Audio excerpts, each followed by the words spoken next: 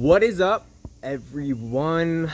Mike here, and I am excited and empowered and ready to talk to you today about something that is extremely fucking important for you to grow.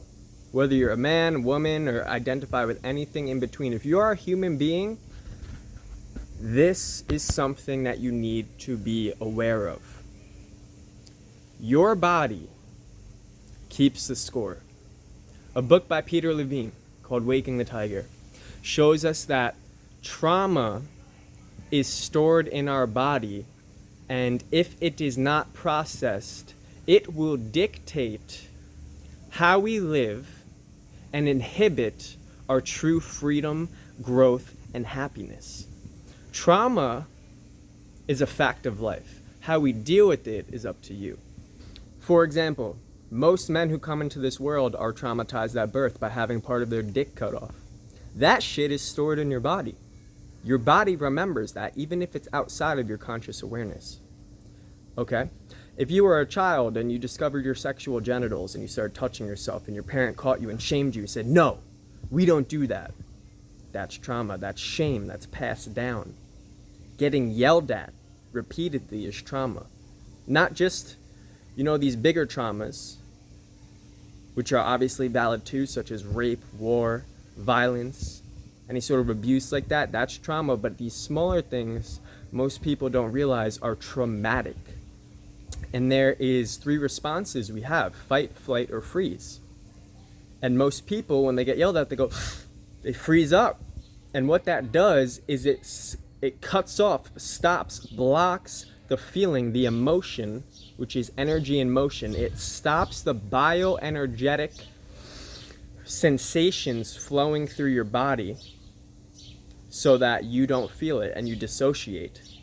And that feeling gets stored inside the body. And until we process it, it'll remanifest and remanifest and remanifest in our lives until we process it. And that's why just playing the love and light game is fucking stupid. Because just because you choose to disembody from something and deny it doesn't make it go away.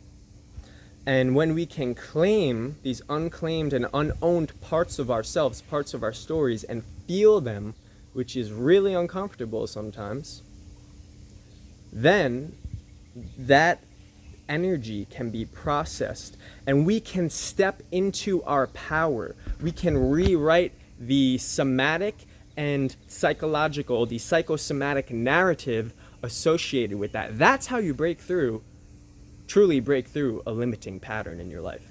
And that is also why just positive thinking won't cut it. Just affirmations won't cut it. Just meditation won't cut it. You have to take it to the body at some point. And I say that a lot, in my content.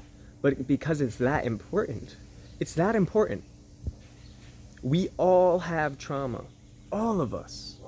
And it's not victimization to own it. So think of it like this.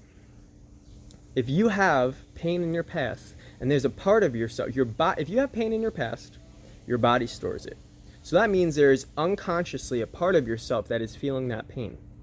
So no matter how much you try and elevate your life and step into your power and, change that limiting belief, you haven't owned that part of yourself. So first of all, you're not a holistic being. You don't have all of yourself in congruence. And second of all, part of yourself is already feeling that way. So it's not negative to feel those things. It's not negative because you're just bringing the unconscious into consciousness. Part of yourself is already feeling hurt. So by feeling it, it's not like we're attracting something negative into our lives or that, it's going to mess up our manifestation of the life that we've been conditioned to believe we want or whatever it is. And the gold here is that by processing and feeling these things from our past, we expand our capacity for joy. By feeling anger, we expand our capacity to feel peace. By feeling sadness, we expand our capacity to feel happiness. And I have found in my experience that by really going in and feeling these sensations somatically it gives me a sense of freedom, and that I am bigger than what happened to me, that I am not my past, that I am one with the infinite source of all creation. Peace.